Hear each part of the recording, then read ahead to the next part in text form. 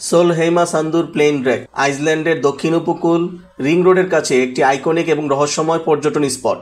এটি একটি পরিত্যক্ত মার্কিন নৌবাহিনীর ডগলাস C-117D বিমানের ধ্বংসাবশেষ, যা 1973 সালে এই কালো বালির সমুদ্র সৈকতে জরুরি অবতরণ করেছিল।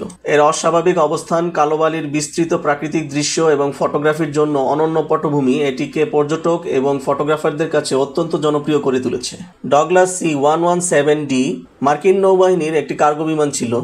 1973 সালের 21 নভেম্বর মার্কিন নৌবাহিনীর একটি ডগলাস C-117D বিমান কেফলাভিক থেকে হফনের কাছে স্টকসনেসের রাডার স্টেশনের জন্য পণ্য পরিবহন করছিল।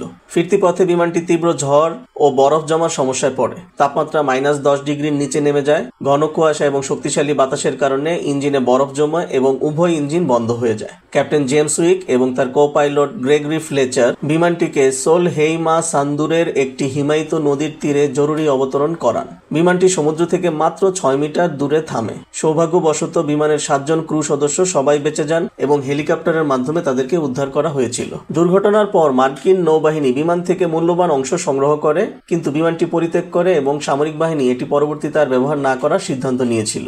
হাঁটা পথে গেলে 45 থেকে 60 মিনিট সময় লাগে এবং রাউন্ড ট্রিপে মোট 2 থেকে 3 ঘন্টা সময় লাগতে পারে। পথটি সমতল, কিন্তু কালো বালি এবং পাথরের উপর দিয়ে হাঁটতে হয়। হলুদ মার্কার দিয়ে পথের নির্দেশ দেওয়া আছে।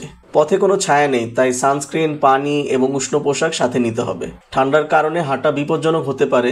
2017 সালে একজন পর্যটক হাইপোথার্মিয়ায় মারা গিয়েছিল। পার্কিং লট থেকে শাটল বাস সার্ভিস রয়েছে, যা 10 থেকে 15 মিনিটে ধ্বংসাবশেষের কাছে পৌঁছে দেয়। স্থানীয় জমির মালিকরা পরিবেশ রক্ষার জন্য সৈকতে গাড়ি চালানো নিষিদ্ধ করেছেন। অফ-রোড ড্রাইভিংয়ের জন্য ভারী জরিমানা রয়েছে। উষ্ণ, জলরোধী পোশাক, আরামদায়ক জুতো, পানি এবং খাবার সঙ্গে নিন।